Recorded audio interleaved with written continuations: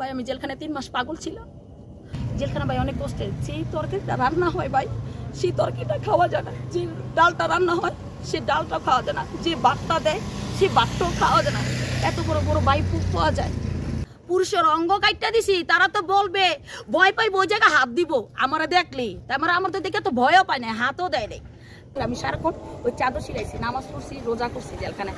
কিন্তু এখন 1 সপ্তাহ ধরে বের হয়েছি ভাই, 5 দিন ধরে আমি রোজা করি না, নামাজও করি না। টুনটুনি তো ভালোই না, পাইপ ফিট করে দিছে মানুষ, ছেলেরা পেশাব করতে গেলে টুনটুনিটা খারায়, ঠিক আছে? ওর টুনটুনি তো পেশাব করতে গেলেও খারাপ, ওর টুনটুনি যে এরকম যে হয়েছে এরকমই থাকবে, ঠিক আছে? ও তো মেয়ে, সবচেয়ে বেটার হইব, ভালো হইব। আমি ওনার একটা কথাই বলতেছি, তুমি ফিরারত করে আন্দোলন করো যে আমি সুষ্ঠু বিচার চাই, সুষ্ঠু এটা তদন্ত চাই। জুনিয়র সাকিব লিঙ্গ কাটা সিংহ, জুনিয়র সাকিব আপনি এখন আমার বান্ধবী। আর আজকে আপনি একটা ভিডিওর মধ্যে একটা কথা শোনেন, আপনারে বলছিলাম আপনি এত আমার ক্ষতি করতেছেন, যেদিন আপনার লাইফের থেকে আমি চলে যাবো সেদিন তারপরে থেকে আমি শিখে কোনোদিন আপনার কাছে আসবো না। আমি বলছি না যা যা ক্ষতি করছেন সেই ক্ষতিগুলো আমি দেখবো। ওর 3 মাসের বাচ্চা আমার পেটে ছিল, সে বাচ্চা ওই লাঠিটা মাইরা রিপোর্টগুলো ওর চাচা দেখছেন একটা কালাকুলা বাবলু, এই ওর তো বক্কারা দিতে যে আমি ভিডিওর মধ্যে দিলাম না, ওর সুদ দেড় করার আমি অর্ডার চাই, যখন আমার তদন্তটার লেগে আমি নামবো। তুই ভাবিস না বাবলু, তুই সহকারে আসিলি, তুই মিটফুট হাসপাতাল, তুই আমার বাড়ির সামনে থানার গেটে যাচ্ছিলি, আমার যখন বাচ্চা নষ্ট করছিলি তোর সিসি ক্যামেরা ফুটেজটা টান দিলে ওই ওর বায়ে থাকছে, ওর বায়ে আমার ধরছে, মাজর বায়ে ধরছে, উইয়ে লাত্তি মারছে জুনিয়র সাকিবে, লাত্তি মেরে আমার বাচ্চা নষ্ট করছে। ওর চাচাই ধরে নেয়, ওর চাচাই রুমের ভিতরে ছিল। আমি এটা সুষ্ঠু তদন্ত বিচার চাই। আমি জুনিয়র সাকিবের বায়ের নামে আর জুনিয়র সাকিবের নামে আর ওর মার নামে ভালো বিচার চাই। আর বুঝছেন ভাই, তরকারি কোটা না, সবজি কোনো কোটা মোটা কিছুই না ভাই।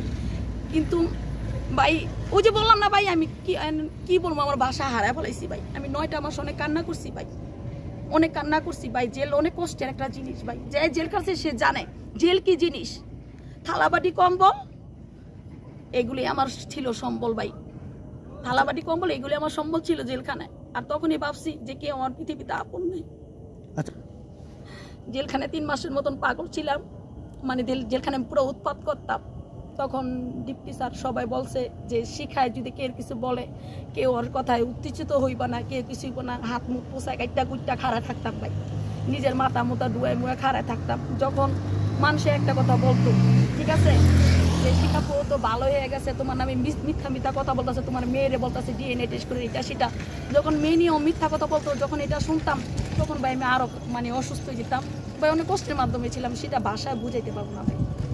ভাই জেলখানায় লোটা এরকম একটা মানে ভাই, আমি তো বলছি যে আমি তো ভালো আছি, ঠিক না? আমি একটা ফেমাস মানুষ দেখা, অথবা আপনারা আমার ভালোবাসে দেখা আমার ভক্তরা আমার ভালো রাখছে সবাই, ঠিক না? এটা বাইরে গোসলটা যেটা, এটা বিশাল বড় একটা গোসলখানা থাকে, ওইখান থেকে আপনার জগ দিয়ে নিয়ে গোসল করতে হয়, টয়লেটও বাইরে। আর যেটা রুমের ভিতরে বাথরুম গোসলখানা থাকে ভাই, আপনারা যদি বলেন যে আমরা তদন্ত নিয়ে দেখবো, কিন্তু আমি গোসল করছি ঘর রুমের ভিতরেই, আপনার টয়লেটও করছি রুমের ভিতরেই। কিন্তু আমার দিয়ে জেলখানায় প্রথম আমি 2 মাস গাছ দুবলা বাঁচছি, যখন আমি পাগল ছিলাম, যখন বলছে শিখা তোমার এই গাছ বাঁচতে হইব, এই ফাইলে দিন, হ্যাঁ ডিসির ফাইল, তারপর জজের ফাইল, ওই আমি পরিষ্কার করছি। যখন আমি চিন্তা করলাম আমি কিছুই করবো না, অনেক উত্তেজিত করলাম জেলখানায়, তখন বলছে সবাই যে শিখারে কেউ কাজের হুকুম দিবা না। আমি জেলখানায় পরে থেকে আমি কোনো কাজ করিনি। ইলিশ ফাইল কাকে বলে ভাই? জেলখানায় আমি যে যতটুকু জায়গা 2 হাতের মতন জায়গা নিয়ে বিছনা করে বেড নিয়ে আমি বেডে শুই নাই। কিসের জন্য? আমি ওই তোষকে শুলে আমার চুলকানিটা হইব, সবার শরীরে চুলকানি দেখছি, এর জন্য আমি বেড নেই। আমি শুধু 2টা বালিশ, একটা বালিশ আমার বুকে নিছি, আরেকটা বালিশ আমার মাথায় দিয়ে আমি শুইছি। আমি কোনো বিছনায় শুই না। জেলখানা আপনার লকআপের পরে কেউ গান গাইতেছে, কেউ নাচতেছে, মানে শয়তানি ফাজলামি যে বড় আমার অনেক খুশি লাগতেছে। আমি 2টা চাদর জেলখানায় সেলাই করছি ভাই, আমার বাসায় আছে, আপনারা বাসায় গেলে চাদরগুলো ভিডিওতে দেখেন, ময়ূর আর ডিজাইন করে 2টা চাদরের কাজ পাই। ও যে ও কিন্তু মিথ্যা কথা বলছে যে ও আমার 2-3 বার জেলখানায়। আমি একবার যৌতুক মামলা একটা মামলা দিয়েছিলাম, সে মাদারীপুরে অ্যারেস্ট হয়েছে, তার একদিনে সে কাগজ আমার কাছে আছে, ডকুমেন্ট আছে, একদিনে তার আমি জামিন করে 35,000 টাকা বের করছি। আর ওর বাবা কিন্তু একটা খুনি আপনার চাচিরে মার্ডার করছে, এর জন্য আমি তদন্তটা চাইতেছি। ওর বাবা হইলো মোবাইল চোর, বাজার ব্রিজে মোবাইল চুরি করে 2001 সালে ধরা পড়ছে। সেই মামলায় সাকিবের বাবা আগে অ্যারেস্ট হয়েছে, তারপর শাকিলে আনতে গেছে বলে শাকিলে আমার মামলা অ্যারেস্ট করে দিছে। শাকিল ওই টাইমে আমার ফোন দিয়েছে, ফোন দেওয়ার পরে শাকিল আমি ছুটে আনছি একদিনে 35,000 টাকা দিয়ে, ওর বাবারা চালান করে দিছে। 1.5 মাস পরে ওর বাবারে আমি ঢাকার থেকে আমি আবার জামিন করছি ভাইয়া। আমি দেশবাসীর একটা কথাই বলতে চাই যে অনেক ভাইয়ারা আপুরা আমার মার বয়সী, আমার আব্বুর বয়সী অনেকেই আমার নিয়ে ভালো মন্দ ভিডিও আপনারা ছাড়ছেন, এটা নিয়ে আমার কোনো দুঃখ নেই। কিসের জন্য? আজকে যদি আমার আচ্ছা দেখেন, আমার কিন্তু একটা সন্তান, আমার একটা ছেলে আছে, যদি আমারও ছেলের যদি হইতো তখন তো আমিও এটা নিয়ে বিরুদ্ধ করতাম, ঠিক না?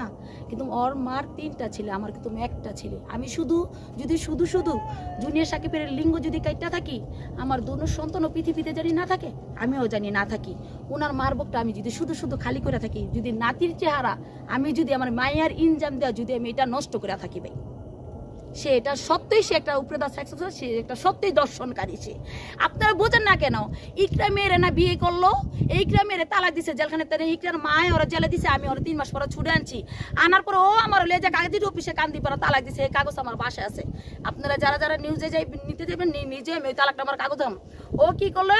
সে আমার সাথে সংসার করতে চাই নাই ভাই, এটা থানায়, ওই যে আপনারা বন্ধ থানার সাথে আমার বাড়িটা দেখছেন না, গেছেন না নিউজ আনতে ওই জায়গায়। কিন্তু যেদিন আমি থানায় গেছি, শাকিলে যখন হসপিটালে নিয়ে যায়, তখন ওই বাসার আমার পাশে এক মহিলা থানায় ভাত রান্না করে, স্যারে করতে বলতেছে, স্যার শিখার কোনো দোষ নাই, শিখার 3 মাসের বাচ্চা ছিল, এই বাচ্চাটা মাইরা ফেলাইছে। দেখেন আমার তো সাক্ষীগুলো আল্লাহ হাজির করে আইনা দিছে থানার মিদে। তখন স্যারেরা বলতেছে, জানেন আমারে পুলিশরা সালাম জানাইছে, পুলিশরা বলছে শিখা গুড, ভেরি গুড। তাইলে একটা চিন্তা করছে, একটা মেয়ে, একটা নারী কখনো একটা বদমাইশের পুরুষঙ্গ শুধু কাটে না। এটা আমার দেশবাসীর কাছে আমি এটার তদন্ত চাই, এটার আমি বিচার চাই। আমি যদি অপরাধী হয়ে থাকি, আপনারা যা বিচার করবেন সেটা আমি মাথায় পেতে নিব। আর ও যদি অপরাধ হয়ে থাকে, ওর মা, ওর মাজরো ভাই, এই 3 জন মানুষের আমি বিচার চাই। আল্লাহ ছাড় দেয়, ছেড়ে দেয় না। আর আল্লাহর কি, আল্লাহর মার কি জানেন? আল্লাহর মার এলো রাইট কেমনি বলে, ওরে 4টা বাজে নুনটুটা কাটছি মাত্র 5 টাকা দিয়া।